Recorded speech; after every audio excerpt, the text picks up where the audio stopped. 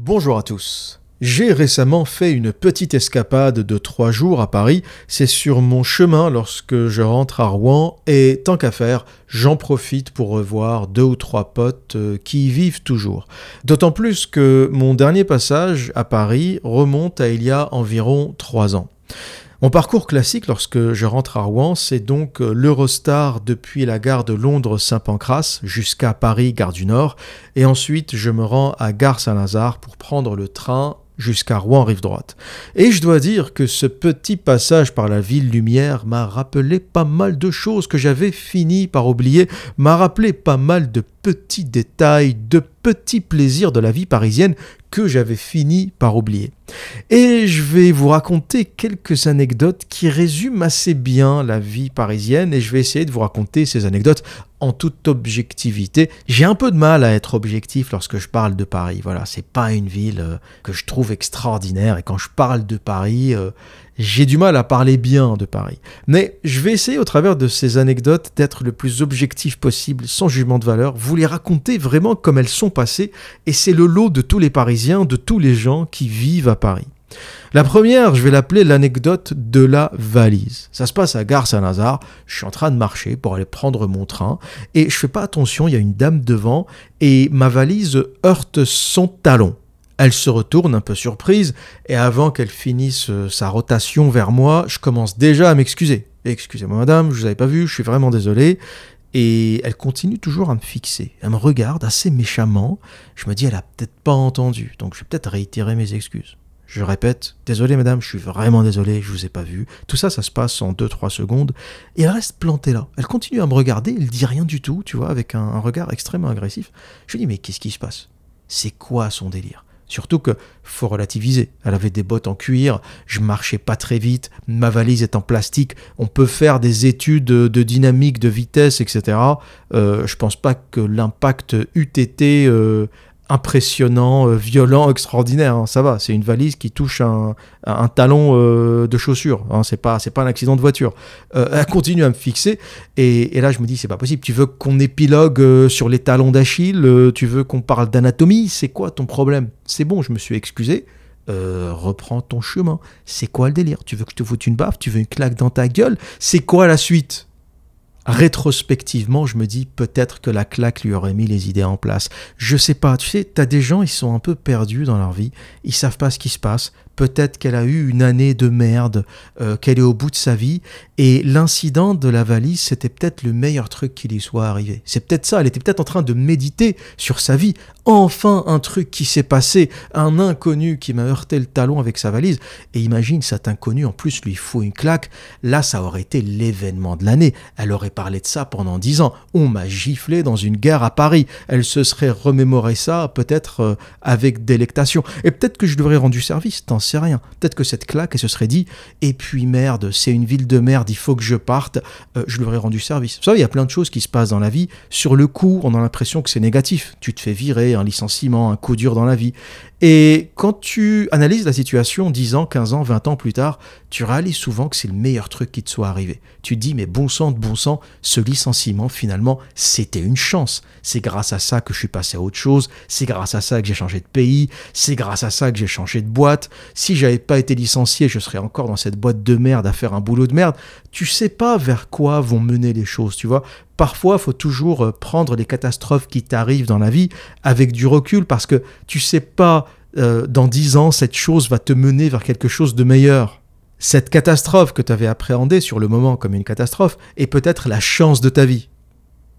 Mais bon, tout ça, ça s'est passé dans ma tête, j'avais pas le temps d'épiloguer, j'avais pas le temps de discuter, je me suis décalé sur la gauche, j'ai continué à avancer, je ne sais pas ce que cette dame est devenue. Aux dernières nouvelles, elle était toujours plantée là, à se demander ce qui s'était passé. Mais quelque part, c'est assez... Ça fait longtemps que j'avais pas vécu de choses pareilles. En Angleterre, les gens s'excusent tout le temps. L'anglais est assez... c'est une langue où on s'excuse beaucoup. C'est tout le temps « I'm sorry, I'm so sorry ». I'm really sorry, c'est sorry par-ci, sorry par-là, tout le monde est sorry. On s'excuse énormément en Angleterre, et c'est une culture où on s'excuse. Et en général, voilà, tu bouscules quelqu'un, tu t'excuses. S'il voit dans ton expression faciale que tu es vraiment désolé, que c'est un petit incident ou un accident, il passe son chemin, tu passes ton chemin, et puis voilà. Mais là, j'avais le sentiment, t'avais l'impression que cette femme avait essayé de régler son problème existentiel dans cet instant, tu vois. J'avais le sentiment qu'en fait, c'était l'événement de l'année. Et je me dis, ça, c'est un truc de Parisien, tu vois. T'as tellement une vie de merde à Paris, t'es tellement seul, t'as tellement personne à qui parler, que tu te dis, si j'arrive à m'engueuler avec la personne de la valise, là, c'est un événement. Si j'arrive, ça sera peut-être la seule communication. T'en sais rien, peut-être que cette femme, avec le confinement, avec cette année de merde, ces 2 dernières années de merde qu'on a tous eues collectivement, peut-être que cette petite altercation, si j'avais décidé de commencer une petite engueulade avec elle, peut-être qu'elle aurait apprécié, tu vois, ça aurait été l'événement de l'année, quelqu'un lui aura enfin parlé en 2021, enfin, au bout de 2 ans de confinement, quelqu'un l'aura engueulé. Ça reste un échange humain, une engueulade, ça reste un échange humain. C'est comme les couples qui s'engueulent avant de baiser, tu vois, t'as une relation qui devient un peu trop pépère, les pantoufles, la bouffe devant la télé, il se passe plus rien. Hop, une petite engueulade, tu cherches une merde, quelque chose pour se bagarrer. Les femmes sont très douées pour ça. Tu vois, en général, quand ta gonzesse commence une bagarre, c'est pour que tu la baises après. Si t'as pas compris, t'es passé à côté de ta vie. Quand ça devient un peu pépère, les meufs cherchent la bagarre pour se faire baiser après. Les femmes ne peuvent apprécier le sexe que dans la violence. Du moins, le sexe véritable, le vrai sexe qui éventuellement pourra mener vers l'orgasme. Tout ça, c'est ancré dans nos gènes. Je vais pas encore répéter ce que j'ai déjà expliqué maintes fois, mais il y a un peu de ça au niveau subconscient. Si on essaye de chercher ce qui est sous-jacent dans cette violence, il y a toujours un peu de sexualité derrière. Mais bon, malheureusement pour elle, je ne l'ai pas giflée, elle n'a pas eu d'orgasme, j'ai continué ma route. Mais ça, c'était ma première anecdote sur mon chemin, vers Rouen, à la gare Saint-Lazare. Mais ce n'était pas la seule. Ma deuxième anecdote s'est passée un peu avant. Je m'étais arrêté à un Monoprix. Un peu avant d'arriver à la gare, je m'arrête à un Monoprix pour acheter de l'eau, plus spécifiquement. Et au moment où je passe aux caisses automatiques, j'entends comme ça... en fond, des femmes en train de parler, une femme qui parle à une caissière, et à un moment, elle lui dégaine « Gardez-le, votre sac ! Gardez-le, votre sac !» avec cet accent. J'avais vraiment l'impression qu'il y avait Jacouille, j'avais l'impression que c'était Christian Clavier qui parlait. Je me retourne un peu, je regarde, j'essaie de comprendre, tu vois, je regarde l'action comme ça, qu'est-ce qui se passe. Et en fait, c'est une dame qui était agacée à l'idée que les sacs soient maintenant payants. Voilà, la caissière lui a dit c'est 15 centimes, elle s'est énervée, elle lui fait gardez-le votre sac, j'en veux pas. Et là, encore une fois, c'est quelque chose que je n'avais pas vu depuis longtemps. Sur les 3 dernières années, j'ai voyagé un peu partout et je n'ai pas vu ce type de spectacle, ce genre de spectacle. Tu vois, des gens qui s'engueulent, du moins pas dans les pays développés, des gens qui s'engueulent pour un sac de 15 centimes. Ça, c'est un truc que tu ne vois qu'à Paris. Je pense pas que ça arrive à Berlin. Je suis certain que ça n'arrive pas à Londres.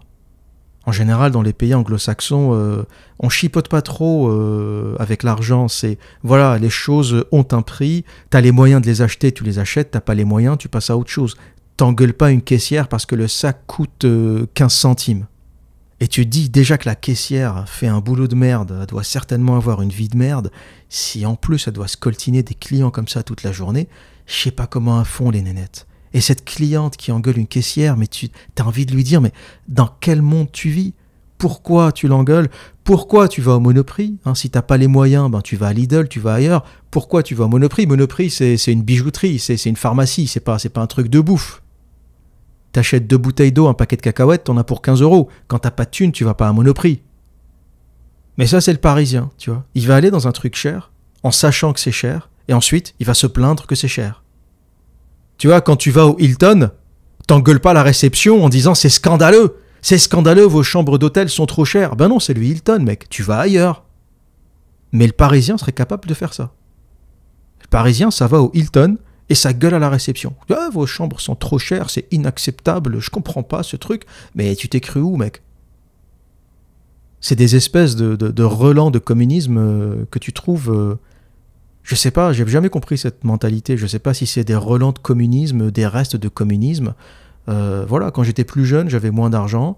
Je faisais mes courses à Lidl. Quand j'étais étudiant, je faisais mes courses à Lidl. J'ai jamais engueulé aucun magasin parce que c'était trop cher. Tu fermes ta gueule, tu patientes, tu travailles, et puis la vie change, la vie évolue, et puis tu gagnes mieux ta vie, tu as des opportunités, et t'avances, et quelque part, ça donne aussi du sens à ta vie. Le fait de te voir progresser, évoluer, avancer, c'est aussi ça le plaisir de la vie. Si tout était linéaire, si tu avais tout à la naissance, tu te ferais certainement profondément chier. Il n'y a qu'à voir toutes les stars de rock qui se suicident à 27 ans. Ou avant 27 ans, Kurt Cobain, Jimi Hendrix, Amy Winehouse, Jim Morrison, toute cette malédiction des musiciens ou des guitaristes qui se suicident jeunes ou qui meurent d'overdose. Mais à un moment, l'overdose aussi, c'est une forme de suicide. Tu te drogues jusqu'à la mort. Tu dis quelque part, c'est le fait d'avoir eu tout trop tôt. Ils ont trop vécu, trop vu, trop tôt. À 24, 25 ans, ils ont déjà tout et ils se disent qu'est-ce qu'il reste à faire dans la vie, quoi. Et en général, ça finit par se flinguer. Donc les petites galères de la vie, c'est aussi ce qui te fait sentir vivant, et l'idée de progresser et d'avancer dans la vie, c'est un peu ce qui te maintient en vie quelque part. L'idée de savoir que demain sera mieux, que si tu travailles, si tu te formes, si tu crois à un avenir meilleur, eh bien il risque d'être meilleur. Et c'est ce qui va te donner des petites motivations, et c'est ce qu'on appelle l'envie de vivre, l'envie de faire encore des choses dans la vie. Et ça m'avait marqué. J'imagine que pour la majorité des Français ou la majorité des Parisiens, t'entends ça te fait ni chaud ni froid. Les petites bagarres au Monoprix, ça doit être le quotidien. Mais je te garantis que quand t'as quitté Paris pour un certain temps, des choses comme ça t'interpelle. Un client qui engueule une caissière en mode « Garde-le ton sec, j'en veux pas. » Quoi ? 15 centimes ? Et garde-le ton sec. Tu te dis « Mais qu'est-ce qui t'arrive ? Qu'est-ce que t'as fait, la caissière ? C'est quoi cette méchanceté ? » Et la troisième anecdote, elle est relative au service. Là, c'est quand je devais quitter Paris. J'avais acheté un nouvel ordi, j'avais acheté un Mac, le mien avait craqué. Je sais, ça m'avait fait un petit choc. J'ai vu 2500 balles partir en fumée, mais c'est la vie, c'est comme ça. Je sors mon Mac après le voyage, je l'ouvre et je vois l'écran péter, il n'y avait plus rien à faire. Il avait même pas un an, quoi. Mais le problème avec Mac, c'est que faut l'envoyer en réparation, ça prend 15 jours, et avec le travail, j'avais ni le temps, ni la patience pour attendre. Donc, j'en ai racheté un autre immédiatement, et comme le Royaume-Uni n'est plus dans l'Union européenne, j'avais droit à la détaxe en quittant le territoire. Et c'était assez significatif parce que je devais récupérer 400 € de détaxe, 400 € de TVA. Et la procédure, c'est de scanner le bordereau que vous donne le vendeur. On vous donne un code barre pour la détaxe, et on vous dit, quand vous arrivez à la gare internationale ou à l'aéroport, vous le scannez avant de sortir du territoire, et le remboursement se fait automatiquement. Donc moi, j'arrive à Gare du Nord, sur le chemin du retour, je me dirige vers la réception, je pose la question: bonjour monsieur, bonjour, j'ai un bordereau de détaxe, apparemment il y a des bornes, on appelle ça les bornes Pablo, je dois scanner ça, est-ce que vous savez où ça se trouve ?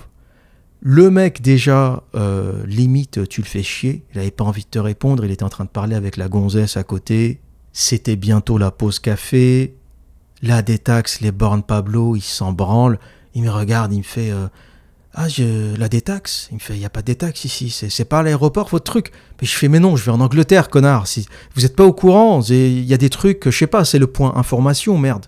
Je vais pas aller à la boucherie d'à côté, c'est pas le vendeur de merguez qui va me renseigner. S'il y a quelqu'un qui doit savoir ce truc, c'est bien toi. Puis là, il se tourne vers sa collègue, il lui fait, t'as entendu parler des bornes détaxe à la gare, toi ? Tu sais qu'il y a des bornes détaxe Puis elle lui fait, oui, c'est au premier étage. La gonzesse avait 2 synapses de plus que lui. Elle avait 2 synapses de plus et ils étaient branchés. Donc elle a pu répondre. Et là, je monte à l'étage. C'est là où se passe le départ pour l'Eurostar. Et j'aurais dû y penser depuis le départ.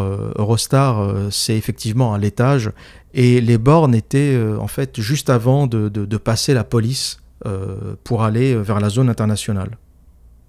Et ça aussi, c'est une notion qu'on perd lorsqu'on quitte la France, parce que partout ailleurs, dans les pays développés, surtout aux États-Unis, en Angleterre, la notion de service est très importante. Les gens sont à votre service, du moins dans les aéroports, dans les cafés, dans les gares. Lorsque vous arrêtez quelqu'un qui est censé savoir, au point information, parfois même un flic. En Angleterre, j'ai déjà demandé mon chemin à des flics, ils se sont toujours arrêtés, ils m'ont toujours aidé. Et les gens sont d'une façon générale serviables. Et j'ai un peu oublié cette espèce d'absence totale de courtoisie et je me suis rappelé par la suite qu'effectivement, les gens ne sont pas courtois à Paris. Ils ne sont pas courtois en général en France, mais à Paris, c'est fois 100, où tu arrives par exemple à un point information, où tu as un mec qui est payé pour répondre aux questions des voyageurs, et il est là, il tourne le visage, il te regarde à peine, il parle avec sa collègue, tu le fais presque chier, pendant que tu lui parles, il regarde sa montre. Ce genre de détails, le mec t'envoie un peu le signal du « je travaille pas pour toi, je suis pas là pour toi, voilà je suis fonctionnaire, moi je travaille pour la gare, je bosse pas pour toi. Et puis tu me fais chier, et puis t'as des taxes, moi je m'en fous. » Et c'est souvent des gens qui n'aiment pas leur travail, ils sont au bout de leur vie, ça les fait chier, c'est un travail alimentaire. Et quelque part, la différence avec des pays comme l'Angleterre ou les États-Unis, tout le monde fait des boulots alimentaires. Les gens dans les Starbucks, dans les McDo, t'as plein de gens qui bossent, ils ne savent pas le boulot de leur vie, mais ils ont quand même un minimum de courtoisie. Ils ne vont pas te renvoyer à la gueule leur misère, leur dépression, leur dégoût de la vie. Ils vont pas te le renvoyer à la gueule. Mais en France, on te le renvoie à la gueule. Quand quelqu'un n'aime pas son travail, quand quelqu'un est mal dans sa vie, il va te le renvoyer à la gueule. Quelque part, tu fais partie de la misère des autres. Il faut que tu les accompagnes dans leur misère. Et moi, quand je vois ces gens-là, j'ai plus la patience. Surtout avec l'âge, j'ai plus la patience. Les premières idées qui me viennent à l'esprit, c'est mec, si t'aimes pas ce que tu fais, change de boulot. Arrête de transformer nos expériences de voyage en enfer parce que t'aimes pas ton boulot de merde. Et j'avais envie de dire aux gens qui m'écoutent que si vous vivez à Paris et que vous souffrez, c'est presque normal. C'est normal. Paris est une ville insupportable.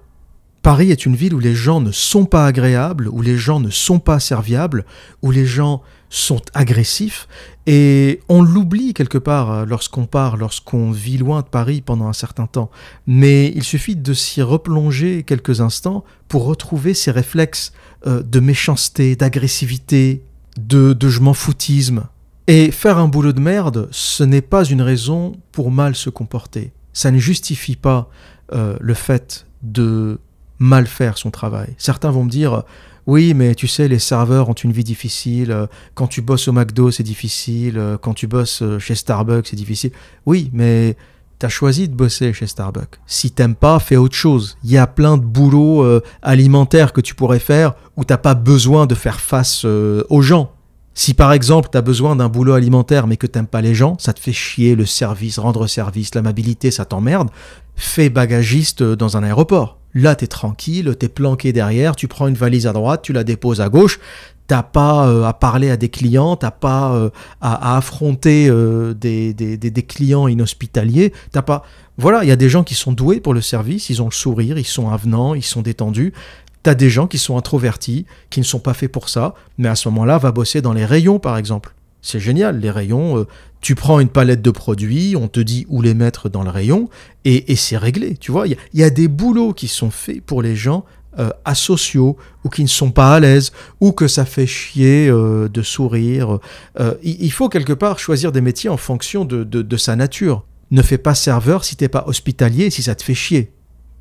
Et je me souviens, parlant du boulot de serveur et parlant de Starbucks, McDo, tous ces boulots alimentaires essentiellement, lorsque j'étais allé à New York, ça remonte déjà, j'étais vraiment surpris par la façon dont j'ai été reçu dans un Starbucks. Alors, ça se passe pas toujours comme ça, mais c'était le premier Starbucks où j'étais allé. Alors, j'y vais plus depuis parce que j'aime pas beaucoup le café, et j'ai fini par n'y aller que pour pisser par la suite.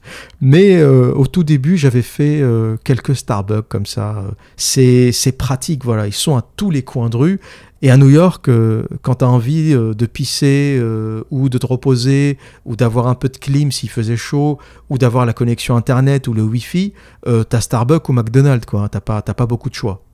Donc j'arrive dans ce Starbucks, j'avais de la monnaie dans ma poche, je commande un café, et la monnaie aux États-Unis, ça me fait chier. Ça me fait chier parce qu'ils ont des quarts de pièces, ils ont 25 cents, et ça me faisait chier de compter. Donc je mets ma main dans ma poche, je sors les pièces, je lui tends les pièces et je lui dis je suis pas d'ici, servez-vous, il doit bien y avoir 4,50 $, 5 $. Et il me regarde, il me fait vous êtes d'où? Il me dit Where are you from, sir? Et je lui réponds I'm French, je suis français. Il s'arrête, il me regarde, et il lève les bras, il fait Welcome to New York, sir. Bienvenue à New York, monsieur. Et là, je me suis dit, mais comment ils font aux États-Unis pour être aussi enthousiastes? Comment ça se passe dans leur tête? Le gamin, il doit pas avoir une vie de rêve. Et le Starbucks était à Manhattan, mais j'imagine qu'il n'a pas les moyens de vivre à Manhattan, donc il devait certainement prendre le métro, au mieux depuis Brooklyn, mais déjà Brooklyn c'est cher, donc peut-être de bien plus loin, il devait se taper 1 heure ou 1 heure et demie de transport pour venir bosser dans ce Starbucks à Manhattan, et il avait encore l'énergie de sourire, d'être avenant. C'était un Afro-Américain, il devait avoir, je sais pas, 21, 22 ans, certainement étudiant. Et ça, c'est quelque chose que vous ne verrez jamais à Paris. Et c'est peut-être quelque chose que vous ne verrez qu'aux États-Unis. Il n'y a pas beaucoup de pays où on lèvera les bras en vous disant welcome to, je sais pas où, même à Sydney, même. C'est des choses qui n'arrivent pas. C'est vraiment cette énergie, cet enthousiasme, vous le trouvez vraiment aux États-Unis. Et c'est là où je me suis dit que l'optimisme, l'envie de vivre, l'énergie, c'était pas une question d'argent. C'était pas une question d'argent, c'était une question de mentalité. Ce gamin, il n'est pas plus riche qu'un serveur à Paris. Le serveur à Paris est certainement mieux payé. À New York, les gens sont payés au lance-pierre. Les petits boulots, c'est payé au lance-pierre, c'est payé au pourboire.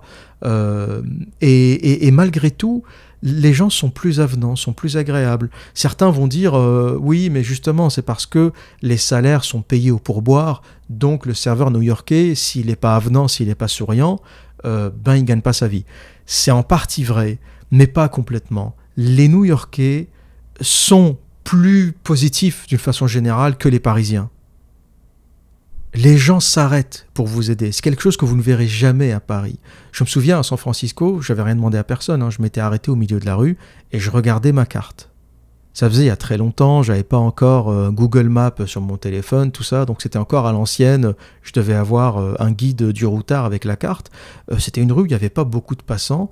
J'ouvre la carte et tu as un passant qui traverse la rue.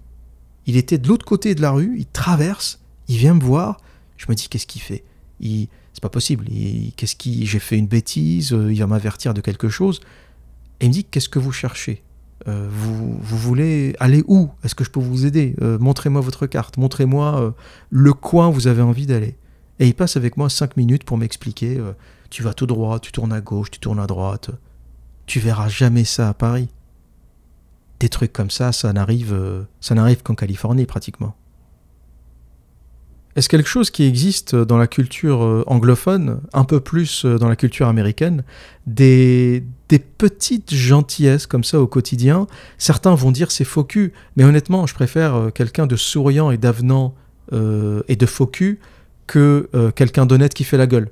Honnêtement, quand je prends mon café, entre le serveur parisien qui est au bout de sa vie et qui fait la gueule, mais qui fait la gueule de manière authentique. Quand il fait la gueule, il est vraiment convaincu. C'est pas faux cul. Il fait vraiment la gueule, il te déteste vraiment. Il a vraiment pas envie d'être là, il a vraiment pas envie de te servir, et il le fait juste pour son salaire. Entre ça et le faux cul américain qui va être faux cul, mais avenant, souriant, agréable, si tu veux, moi je suis pas là pour faire ma vie avec eux, quoi. Donc le moment du service où je prends mon café, je préfère le faux cul avenant que l'honnête qui fait la gueule. Pourquoi? Parce que même le faux cul enclenche un cercle vertueux. C'est ça qu'il faut comprendre. Parce que lorsque tu fais du mal à quelqu'un, admettons, tu parles mal à une caissière, tu vas générer de la tension, tu vas la mettre de mauvaise humeur. Elle va mal parler au client suivant parce que tu l'as énervé. Elle va mettre le client de mauvaise humeur. Et cette personne va mettre quelqu'un d'autre de mauvaise humeur. Et quelque part, c'est une espèce de cercle vicieux de la méchanceté. C'est ça qui se développe quelque part à Paris. C'est que comme tout le monde fait la gueule, comme tout le monde est méchant, comme tout le monde se parle violemment, On développe une espèce de cercle vicieux de la méchanceté, mais qui est authentique, hein. C'est pas faux cul, c'est de la vraie méchanceté. Alors que dans le monde anglo-saxon, la culture est beaucoup plus faux cul, c'est vrai, mais le faux cul génère un cercle virtueux où les gens se sourient, se parlent poliment. On n'est pas là pour devenir copains, on va pas faire des enfants ensemble, on va pas faire notre vie ensemble. Donc on se croise momentanément dans la rue, dans le métro, dans un café, dans un resto. Et si on peut être sympa entre nous dans ces petits moments, faisons-le. Quitte à être faux cul, même le faux cul, je vous le dis, ça génère un cercle virtueux. Le gamin qui m'a dit « Welcome to New York », en levant les bras, et il a dit très fort, quoi. T'avais tout le Starbucks qui a entendu « Welcome to New York », il m'a mis de bonne humeur, le mec. Il m'a mis de bonne humeur. Je sais pas s'il était faux cul, je sais pas s'il avait passé une bonne journée, il a reçu un texte de sa copine qui lui a dit ce soir je te suce, ça l'a mis de bonne humeur. Je sais pas ce qui lui est arrivé à ce mec. Il était de bonne humeur. C'est contagieux en fait. Il m'a mis de bonne humeur en faisant ça. Après tu vas me dire oui les mecs c'est des faux culs, c'est pour avoir des pourboires. Ben, le faux cul, non seulement il va avoir son pourboire, et en plus, il me fait passer une bonne journée. Donc, j'ai envie de dire, faut arrêter cette mentalité je suis honnête, je préfère être désagréable et honnête que agréable et faux cul. Non, sois agréable et faux cul. Souris, fais passer aux gens un moment agréable, génère un peu d'optimisme autour de toi, même si c'est faux cul. Tu verras, ça rendra la vie un peu plus facile. La vie est déjà compliquée. La vie est déjà souffrance à la base. Tout le monde galère, tout le monde souffre un peu, tout le monde se lève le matin pour travailler. On sait que la vie est galère. C'est pas la peine d'en rajouter une couche. C'est bon, c'est pas la peine d'en plus faire la gueule. Tu t'es levé le matin à 6h, t'avais pas envie, t'es fatigué. Ok, très bien, la vie est déjà souffrance, la vie est déjà galère. T'as vraiment besoin de me faire la gueule pour me montrer que ta vie est galère ? Je le sais, la tienne l'est, la mienne l'est. L'humain est sur Terre pour souffrir d'une façon générale. Si tu peux sourire pendant une fraction de seconde, quelques fois par jour, honnêtement, ça fera de mal à personne. Et Paris, dans son état actuel, est une ville de méchanceté, de tension, d'agressivité. Il y a vraiment un cercle vicieux d'agressivité et de méchanceté qui est général. Dans le métro, dans les gares, dans les monoprix, à peu près partout. Les gens sont tous... T'as l'impression qu'ils ont décidé collectivement, t'as l'impression qu'ils se concertent tous les soirs pour décider d'être désagréables le jour suivant. Et cette réputation, aujourd'hui, est connue à travers le monde. Hein. À part quelques touristes japonais, tout le monde sait que Paris est une ville insupportable. Paris est une ville qui est excellente en marketing. C'est vrai que c'est impressionnant. Il y a beaucoup de gens qui ne sont jamais venus à Paris, qui voient toujours Paris comme la ville de l'amour, la ville lumière, une ville magnifique, une ville sublime, une ville propre, une ville belle. Quelqu'un une fois m'a dit Paris est magnifique, regarde tous ces bâtiments anciens, sublimes. Il me dit regarde, tu compares Londres par exemple. Londres, voilà, c'est des bâtiments modernes, c'est un peu hétéroclite. Et je lui ai répondu oui, mais Londres a fait la guerre, mec. Londres n'a pas collaboré. Londres s'est fait bombarder la gueule parce qu'ils ont dit aux Allemands d'aller se faire enculer. Londres a été massacré, mais ils ont gardé leur dignité.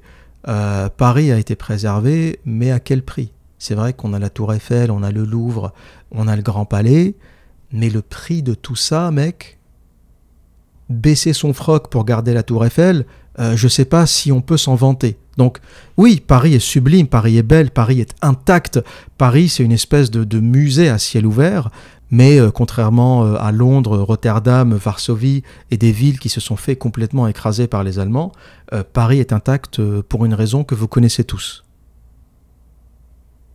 Chaque fois que je vois ce Paris intact, quasiment comme une espèce de grande sculpture, je ne peux pas m'empêcher d'y penser. Je me dis, tiens, pas une seule bombe, pas un seul obus n'est tombé sur Paris.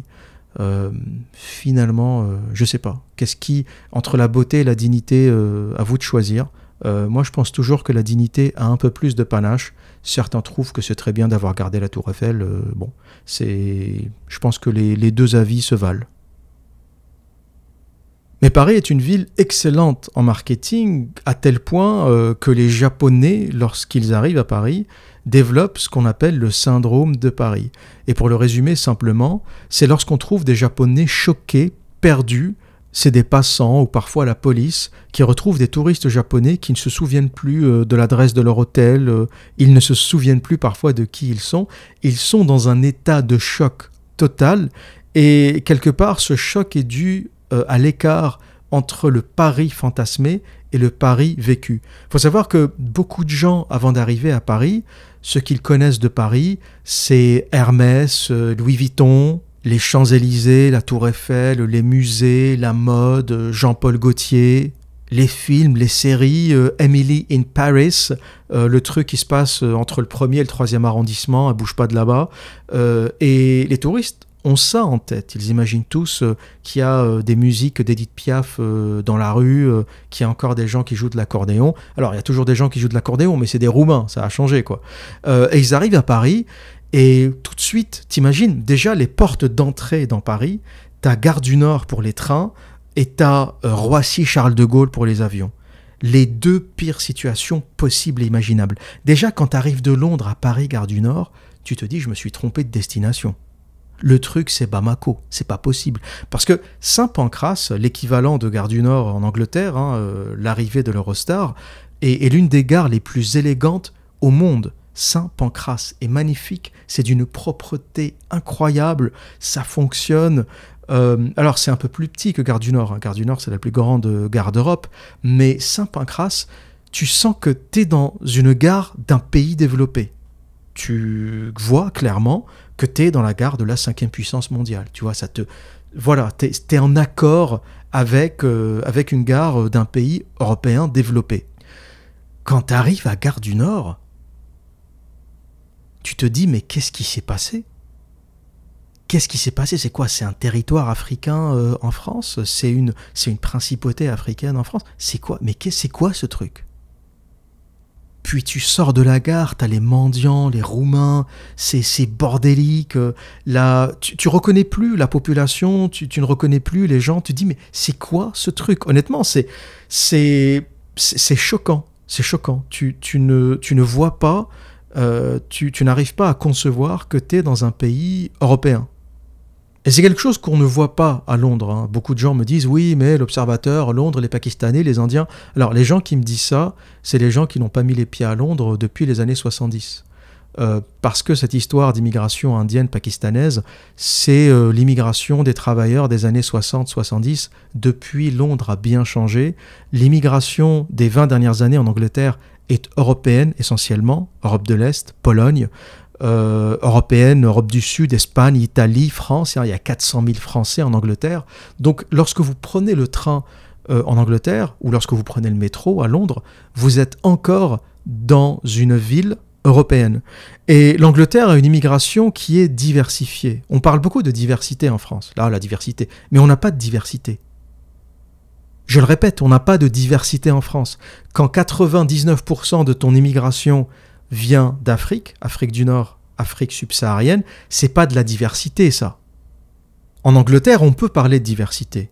Il y a déjà la diversité du Commonwealth, il y a des Australiens, des Néo-Zélandais, des Africains du Sud, des Canadiens.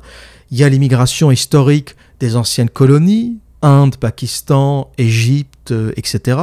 Il y a l'immigration européenne qui est arrivée grâce à l'Union européenne. Beaucoup de gens ne comprennent pas le Brexit, mais l'Angleterre a été envahie par les travailleurs pauvres d'Europe, de la zone euro, d'Europe de l'Est, qui sont venus casser les salaires en Angleterre. Et moi, je fais partie de cette immigration. Je suis conscient que le poste que j'ai pris en Angleterre, c'est le poste qu'un Britannique aurait pu prendre. Hein. Donc, ce que je dis au sujet des autres, je l'applique à moi-même. Moi et les Français qui travaillons en Angleterre, venons aussi casser les salaires et prendre du boulot à des Britanniques. Donc, pour comprendre le Brexit, il faut comprendre que l'Angleterre a eu un tel succès, et en particulier Londres a eu un tel succès de par son dynamisme, de par les opportunités de travail, que cette ville a été envahie par les travailleurs immigrés blancs d'Europe. En France, on ne connaît pas ça. On n'est pas assez attractif pour attirer des Polonais, des Italiens, des Espagnols, des Grecs, des Portugais. On n'est plus attractif pour attirer ce genre de population. On l'était dans les années d'après-guerre, dans les années 50, dans les années 60, mais on ne l'est plus aujourd'hui. Personne ne rêve de venir travailler en France, à part des habitants du tiers-monde qui voient la France comme étant un peu mieux que leur pays du tiers-monde, mais t'as pas de Canadiens, d'Australiens qui viennent travailler en France. C'est pas le délire, quoi. C'est pas le projet. Quand t'habites en Nouvelle-Zélande, tu rêves pas de venir travailler à Paris.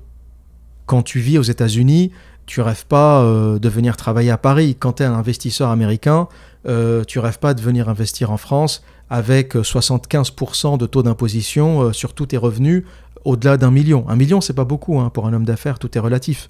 Mais 75%, tu vois, au-delà d'1 million, quand tu gagnes 100, tu donnes 75 à l'État. C'est du communisme. Un Américain voit la France comme un pays communiste. Donc, pour revenir à ce que je disais, lorsqu'on parle de diversité en France, ça me fait un peu rire. C'est pas de la diversité, c'est de la ghettoisation. Il n'y a pas de diversité dans l'immigration. 99% de l'immigration vient d'Afrique. C'est pas de la diversité, ça, c'est un ghetto. Si on avait des Hongkongais, des Néo-Zélandais, des Australiens, des Chinois, des Kazakhs, des Russes, des Polonais, là j'aurais parlé de diversité. Mais il n'y a pas de diversité, c'est un ghetto. L'immigration en France, c'est un ghetto, c'est 99% d'Africains. Donc si ça pour vous c'est de la diversité, on n'a pas la même notion de diversité. Et malheureusement, les deux points d'entrée dans Paris, que ce soit Gare du Nord ou l'aéroport Roissy-Charles de Gaulle, quelque part, c'est limite des zones de guerre, quoi. Je ne sais pas si vous avez pris le RER B, j'ai fait l'erreur de le prendre parce que je me suis dit, il n'y aura pas d'embouteillage, on va éviter le taxi. Et quand j'étais plus jeune, je le faisais aussi parce que c'était moins cher. Donc je prenais le RER B parce que j'avais pas les moyens de payer un taxi de 50 € pour aller à Roissy-Charles de Gaulle. Et je me souviens de cette traversée de la plaine Saint-Denis en RER B. Les spectacles que tu voyais, c'est incroyable. Et le pire, c'est pas uniquement le spectacle, c'est la peur. C'est la peur, il y a vraiment une espèce d'angoisse dans ce RER B. T'as peur de te faire voler, t'as peur de te faire agresser. Si vous voulez, il y a beaucoup de pays pauvres ou de pays en voie de développement ou de pays sous-développés où les paysages ne sont pas extraordinaires, où tu vois la pauvreté, mais où t'as pas peur. T'arrives à Bombay ou à New Delhi, bon, tu vois les égouts qui se déversent dans la rue, tu vois la pauvreté, mais t'as pas peur. T'as pas peur. Les Indiens sont pas... c'est pas un peuple particulièrement agressif, si tu veux. Il n'y a personne qui va venir te taper avec un couteau, te voler ton iPhone ou tes écouteurs. Tu arrives à New Delhi, voilà, en fait, le plus grand danger en Inde, c'est la bouffe, quoi. Fais gaffe à ce que tu manges, mais te faire agresser par un Indien, faut vraiment chercher la merde pour que ça arrive. Donc, des paysages de pauvreté, c'est pas ça qui fait le plus peur. C'est surtout l'ambiance électrique, les têtes qui arrivent. Tu vois, t'es assis, t'es dans le RER B, tu parles à personne, puis il y a un mec qui monte en cagoule, il s'assoit en face, il te fixe. Tu te dis, mais qu'est-ce qui va se passer là ? C'est quoi le projet, mec ? Qu'est-ce que tu veux ? Et ça, encore une fois, c'est vraiment du made in France. C'est une agressivité que tu vois nulle part ailleurs. Et je vous garantis que même si vous voyagez en Afrique, vous ne verrez pas cette agressivité. Elle est vraiment, c'est une espèce de... C'est une fabrique, c'est quelque chose qui a été fabriqué dans les banlieues françaises. Parce que même si vous voyagez au Mali, au Bénin, au Maroc, dans les pays d'où est originaire cette immigration française, vous ne trouverez pas ce niveau d'agressivité. Vous ne verrez jamais ce niveau d'agressivité, même en Afrique. La banlieue française a créé une espèce de Frankenstein, un monstre d'agressivité, de violence, de mal-être que vous ne verrez nulle part ailleurs. Et le RER B, dans ce petit tronçon nord de traversée de la plaine Saint-Denis vers l'aéroport Charles de Gaulle, ou le retour, l'inverse, quand vous venez de l'aéroport vers Paris-Centre, honnêtement, les touristes qui traversent ça, je pense que la plupart prennent le taxi, mais j'imagine que les jeunes ou ceux qui ont moins de moyens prennent quand même le RER B. Je me demande, mais à quoi ils pensent quand ils voient ça ? Ou alors ils savent pas, quoi, jusqu'à ce qu'ils se fassent agresser. Nous, on connaît, donc quand on voit quelqu'un monter en survêt avec une cagoule, on sait tout de suite qu'il y a un truc qui va partir en couille. Eux, peut-être que ils n'ont pas assez vécu en France pour avoir ces mécanismes. Nous, on a vécu dans cette merde, donc on comprend tout de suite, on arrive à lire ces mécanismes, on arrive à lire cette violence. Et t'imagines un peu le touriste, surtout les gonzesses. Imagine les gonzesses, toute leur vie, elles ont rêvé de Louis Vuitton, de Jean-Paul Gaultier, de Hermès, la mode, les sacs, les vêtements. Elles ont revu Emily in Paris 5 fois, elles connaissent la série par cœur, elles connaissent toutes ces images du Paris romantique, la ville de l'amour avec les cadenas sur le pont des Arts. Et t'arrives, Roissy-Charles de Gaulle, tu traverses la plaine Saint-Denis avec un mec en cagoule qui te fixe pendant 35 minutes. Quand tu visualises ça, tu comprends le Paris Syndrome, le syndrome de Paris, inspiré du syndrome de Stendhal. Vous savez qu'à l'origine, ça vient de là. Stendhal, à Florence, était choqué, était overwhelmed. Comment on dit overwhelmed en français? Débordé d'émotions. Débordé par toute cette beauté, par toute cette densité de monuments, d'art, d'histoire. Et Stendhal était tellement ému qu'il en a eu des vertiges à Florence. Et c'est ce qu'on appelle le syndrome de Stendhal lorsqu'on est étourdi d'émotions. Eh bien, le Paris Syndrome, c'est la même chose, mais en raison de la mocheté. Le syndrome de Paris, c'est exactement la même chose que vivent les Japonais, mais pas parce qu'ils sont impressionnés par la beauté, mais surtout parce qu'ils sont impressionnés, ou plutôt choqués, par le nombre de mendiants, de voleurs, de pickpockets, par les paysages un peu bizarres. Hein. Le Japonais, il ne s'attend pas à voir des tenues africaines dans le métro, il ne s'attend pas à voir des morphotypes que tu t'attends à voir ailleurs, mais pas en France. Et ce que je dis, c'est pas raciste. Ce que je dis, c'est mettez-vous dans la tête d'un Japonais. Quand toi, tu vas au Japon, tu t'attends à voir des Japonais. Tu vois, tu arrives à l'aéroport de Tokyo, c'est propre, c'est impeccable, c'est nickel, il y a tout qui marche, les trains arrivent à la seconde près. Tu te dis, je suis au Japon. Tu vois, il n'y a pas de surprise. Si tu arrives au Japon et tu vois que 30% de la population, c'est des Pakistanais, des Indiens et des Africains, tu vas te dire, il s'est passé un truc là. Ça a bien changé depuis le premier Mario Bros. C'est ça qu'il faut comprendre. Les Japonais qui ne sont jamais venus en France pensent que la France, c'est comme le Japon. Pensent que s'ils vont en France, ils vont voir des Français comme ils les imaginent dans les films, dans les séries.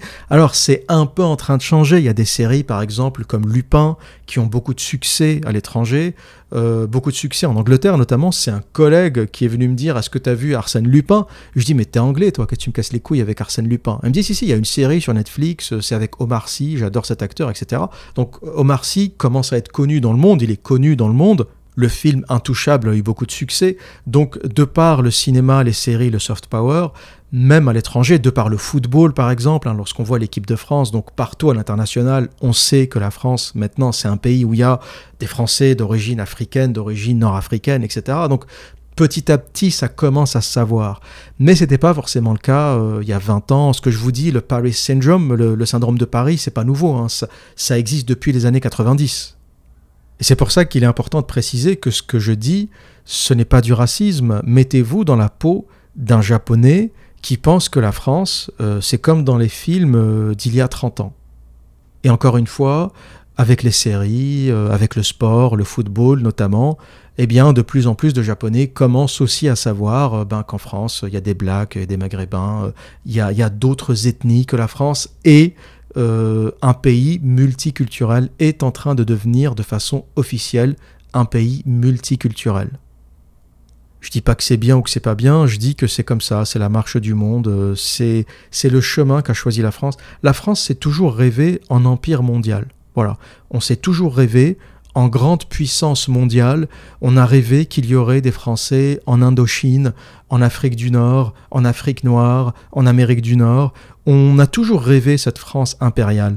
Eh bien, on ne peut pas avoir de France impériale et rester blanc en même temps. C'est un peu le paradoxe de la France, c'est un peu le paradoxe, ou plutôt la schizophrénie que la France est en train de vivre aujourd'hui, c'est que c'est un pays qui s'est rêvé en empire mondial, et qui se rêve toujours d'ailleurs en empire mondial, hein, tout Français qui se respecte veut que la France rayonne sur le monde, veut que la France reste une puissance, veut que la France continue à exporter sa langue, sa technologie, etc. Et en même temps, veut que la France reste un pays pur, un pays blanc, un pays européen.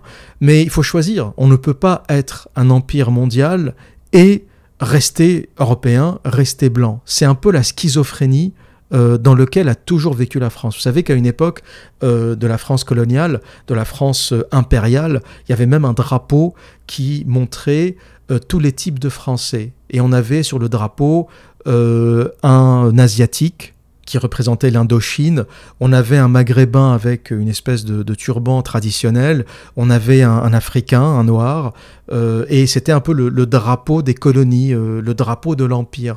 Donc il y a eu une époque dans l'histoire de France où on a vraiment imaginé qu'il était possible d'être maghrébin et français, d'être africain, subsaharien et français, d'être asiatique, d'Indochine, vietnamien, laotien et français. On a rêvé ça, on a fantasmé ça. Mais comme ça n'a pas marché, eh bien quelque part on est en train de revenir à l'intérieur de nos frontières, on redevient protectionniste et on se referme sur nous-mêmes. Mais il faut bien comprendre que ce qu'on vit en termes d'immigration aujourd'hui en France, c'est les collatéraux de l'Empire français. Voilà. Les pays qui n'ont pas colonisé sont restés blancs. L'Islande est un pays blanc. L'Islande n'a pas d'immigrés sénégalais, togolais, congolais. Pourquoi ? L'Islandais, l'armée islandaise n'a jamais mis les pieds en Afrique. Les pays qui ne se sont pas rêvés en empire mondial ont conservé leur identité.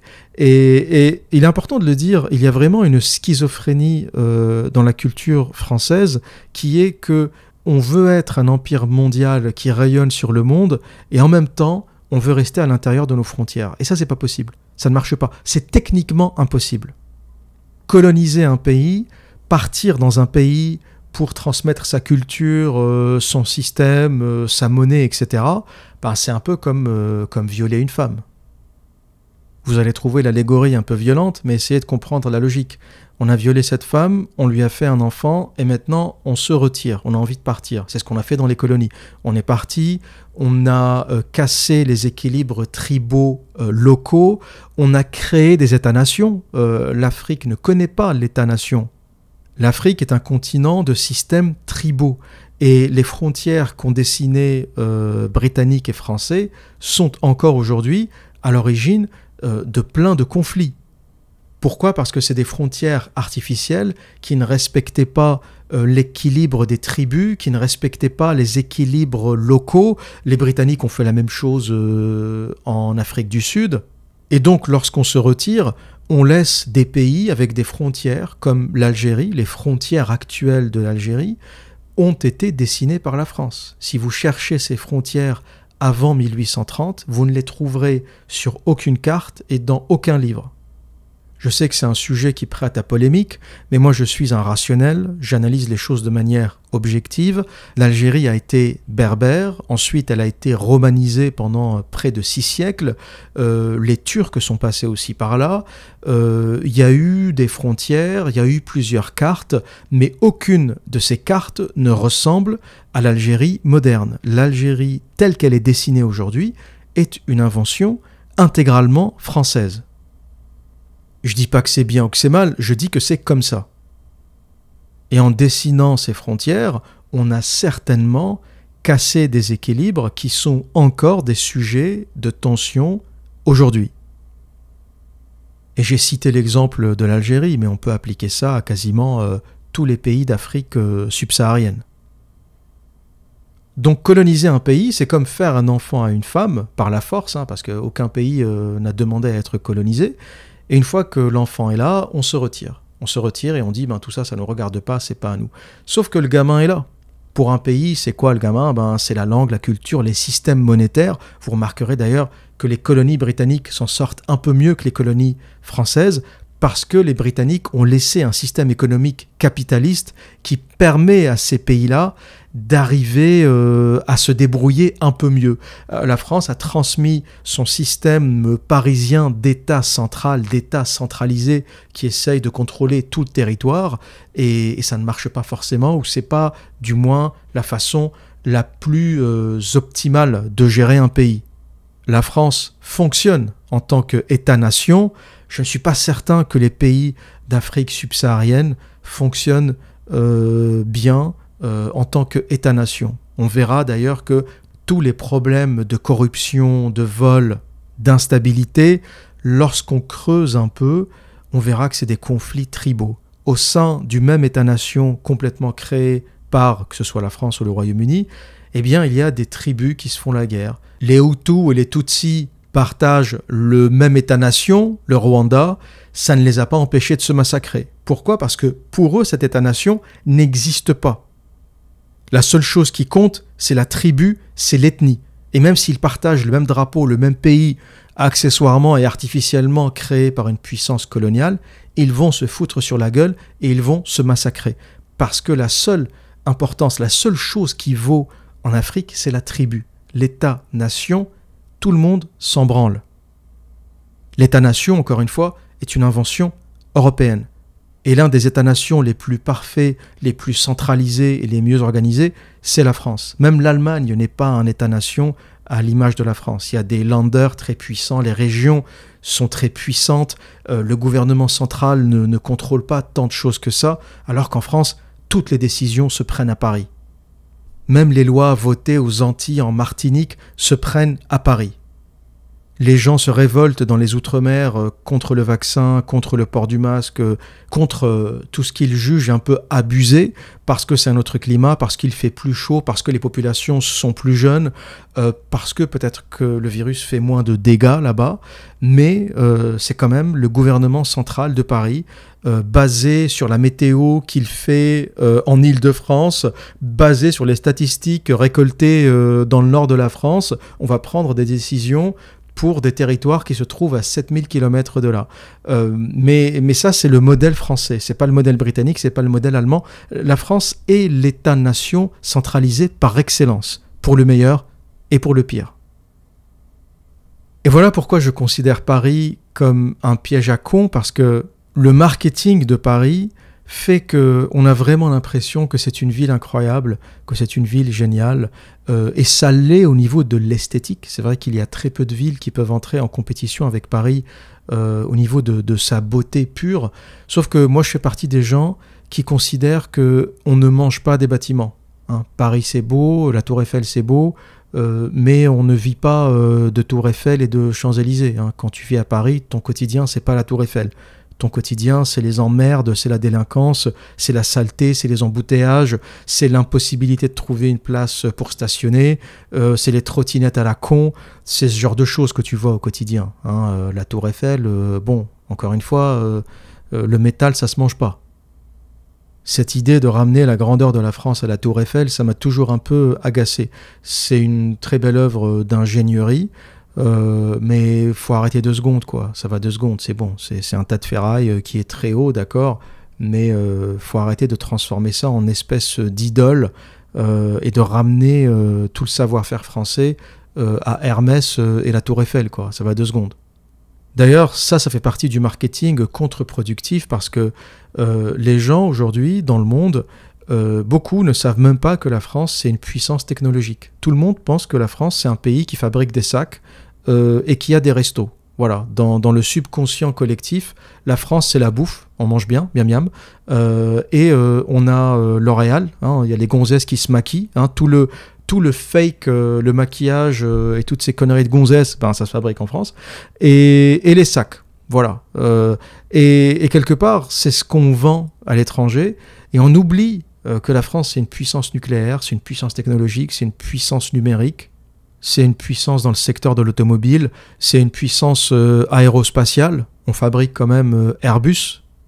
On est quand même le seul pays à avoir foutu une fessée à Boeing. Qui aurait osé concurrencer le géant Boeing? C'est une puissance ferroviaire. Alstom, le TGV, les métros, les tramways, les fusées du programme spatial européen décollent depuis la Guyane parce qu'on est proche de l'équateur. Et donc la France est le seul pays à pouvoir faire décoller, le seul pays européen à pouvoir faire décoller des fusées depuis son sol. C'est pas en Roumanie qu'on va aller faire décoller les fusées. Et quelque part, on se tire un peu une balle dans le pied en résumant la France à la cuisine et au sac Hermès et au gâteau en chocolat, quoi. Et c'est vraiment un problème parce que très peu de pays prennent la France au sérieux. Vous le sentez quand vous allez à l'international. Vous le sentez. Vous sentez qu'on ne considère pas la France comme une puissance nucléaire, par exemple. on a le 3e ou le 4e arsenal nucléaire au monde, et les Américains nous parlent comme si on avait 2 chars et un canon à eau. Et finalement, ce marketing dont toute la microsphère parisienne se réjouit est contre-productif. Moi, je vous le dis, il est contre-productif parce que ça résume à l'international la France au maquillage et à la bouffe. Voilà. Et c'est vraiment dommageable parce que, pour le coup, toute notre industrie est en train d'être minimisée. Et la claque que nous ont donnée les Australiens et les Américains au sujet de la vente des sous-marins n'est pas anodine. C'est une vraie preuve du déclin de la France. C'est une vraie preuve que ce pays est de moins en moins pris au sérieux parce que c'est un pays qui ne se prend pas au sérieux. Lorsque la France prend la parole au siège de l'ONU, t'as l'impression que c'est la Roumanie ou la Bulgarie ou la Lettonie qui parle, tu vois. Tu te dis, il pourrait peut-être un peu plus taper sur la table, il pourrait peut-être un peu plus faire de bruit.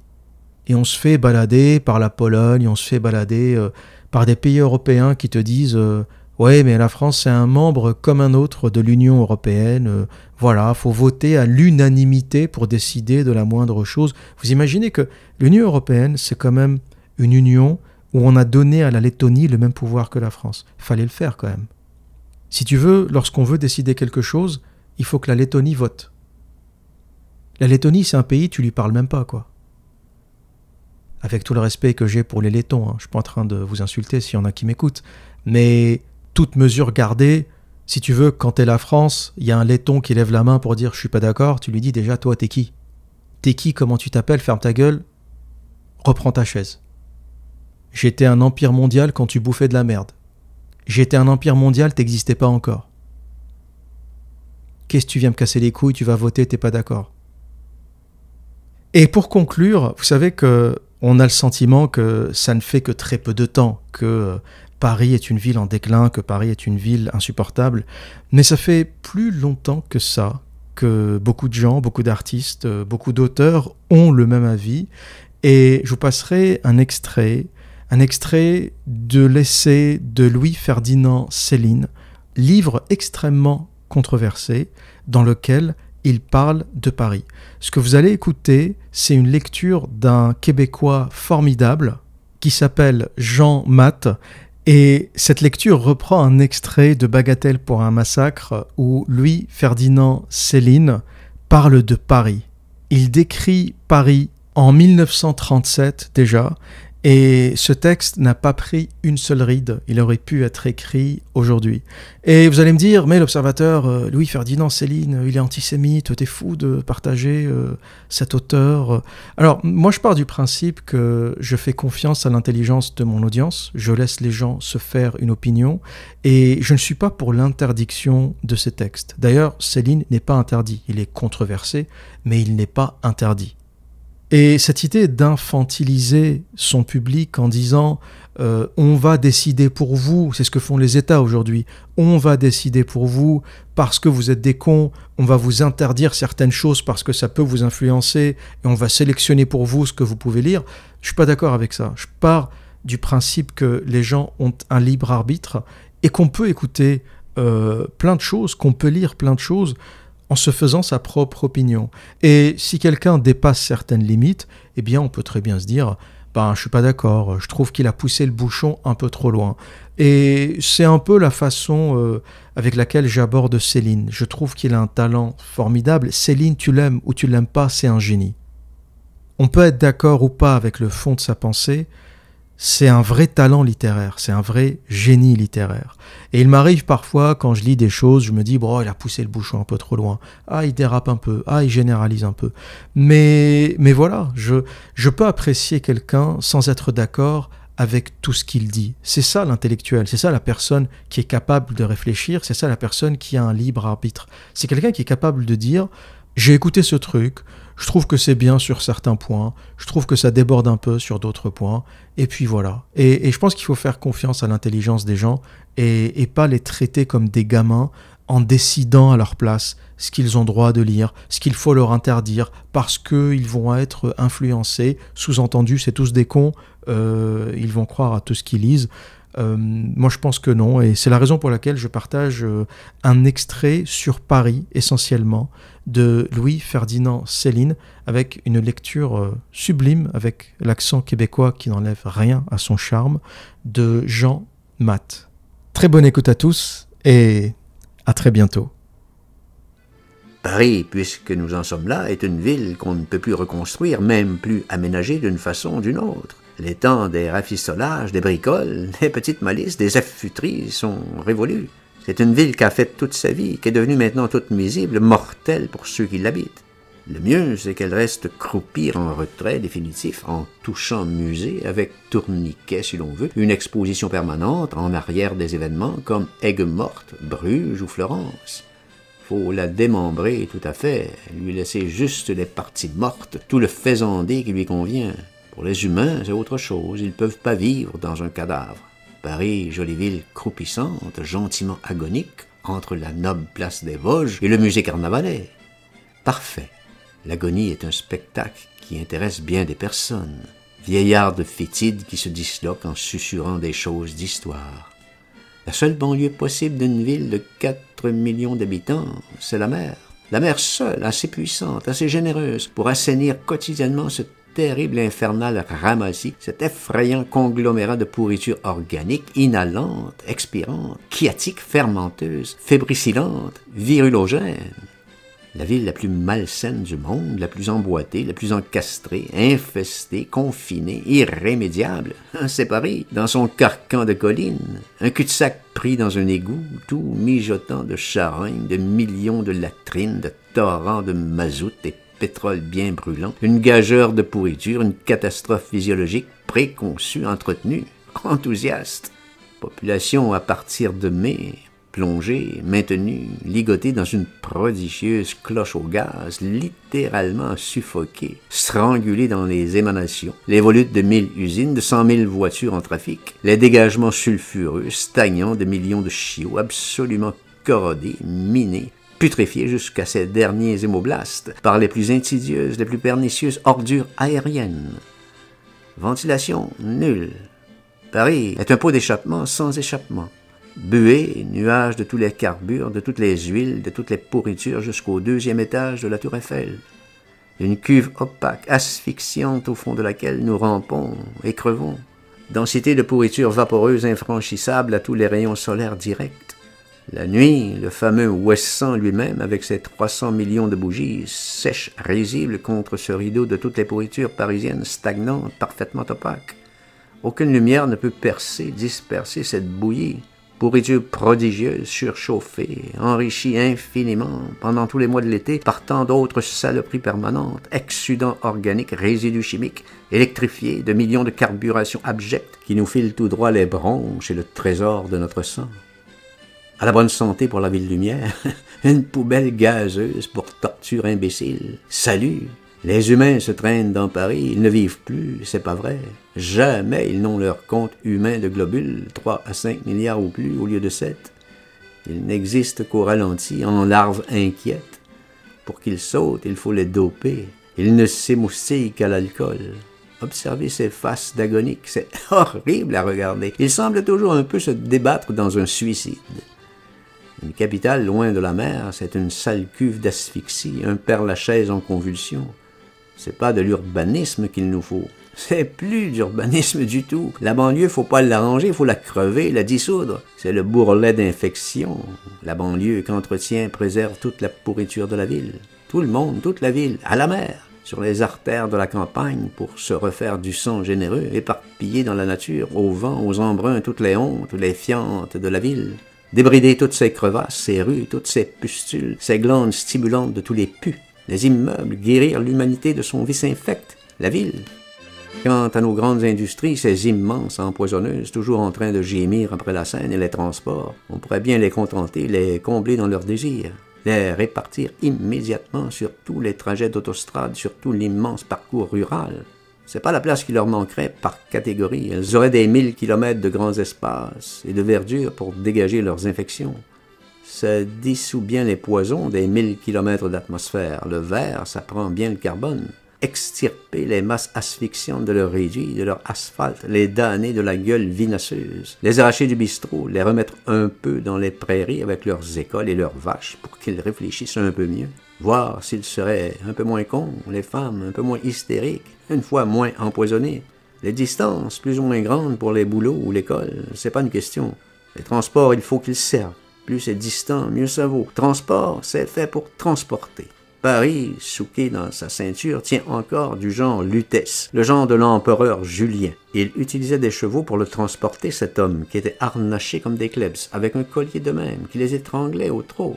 C'était pas pratique. Ce serait moins long en autostrade de Paris à Rouen que pour aller de nos jours de la Porte Montrouge à la place Clichy. C'est ça qu'on aurait dû montrer aux étrangers. Insatiable, frénétique de sensationnel, toute une capitale de l'Europe en train de se débiner, de se faire les valises, de s'en aller par mont, par vous, avec tout son personnel, de déménager vers les plages. Ils ne seraient pas venus pour rien, les touristes, tant par tête. Ils auraient eu de quoi causer, de se faire des réflexions pendant les longues soirées d'hiver. C'est pas difficile de comprendre que Paris est plus habitable. Regardez un peu les gens riches, ils y habitent presque plus. Quand ils y passent 2 mois par an, c'est le bout du monde. Paris manque à présent de tout. Ils le savent bien, les michés. Tout ce qui peut permettre à l'homme une vie à peu près supportable, pas trop asthénique. L'eau claire, le vent, les poumons, les fleurs, les espaces, les jardins, les globules rouges, le silence. On a enlevé tout ça aux masses, sournoisement. C'est la plus vilaine manigance, la plus dégueulasse escroquerie qu'une administration sinistre de rapaces vendus assassins ait jamais commise en pleine connaissance de cause. L'exposition, c'est le comble. On ne pouvait pas faire plus ignoble que ce bourbier surfaisandé de tous les résidus de Camelot, de toutes les moutures d'alcool, de tous les relents de l'univers, tout à l'égout. Il ne faut plus urbaniser, il faut crever, émietter, dissoudre les villes, et Paris, pour l'exemple, d'abord. Éparpiller ce Paris, faire avec lui petit pousset jusqu'au bord des vagues. Ça me fait toujours chier énorme quand j'entends tel fumier d'écrivains en crise d'effet dithyrambique, journaleux dopé, chanter du credo, entonner encore une fois l'hosanna de la ville merveilleuse. Ville infâme et merveilleuse. Il n'est que ces sous-fianteux, déboulinant de leurs wagons pommes, le cul encore tout empaillé des étables du bled natal pour s'égosiller d'enthousiasme. Quand je foulais, en mes 20 ans, ce pavé magique, le boulevard Saint-Michel, je me sentais venir des ailes. Fines emblavures de fausses coliques, petites saloperies si oiseuses. Si vous aviez été élevé un petit peu passage Choiseul, dessous les vitraux caloriques, si vous aviez un peu connu les soirs de torture d'étuve, dans le fournil des gaz sulfurés, vous parleriez pas pour des riens. Vous seriez peut-être moins ardent, beaucoup moins féru, moins bardique sur les délices parisiens, sur les dessous affriolants de l'incomparable capitale. Toujours la même banale raison. Pour tous ces credos dégueulasses, ces flagorneries urbanitaires, pour toutes ces jactances imbéciles. L'aveuglement, la muflerie, c'est tout. C'est ça le ronron adulateur des éberlués de leur province.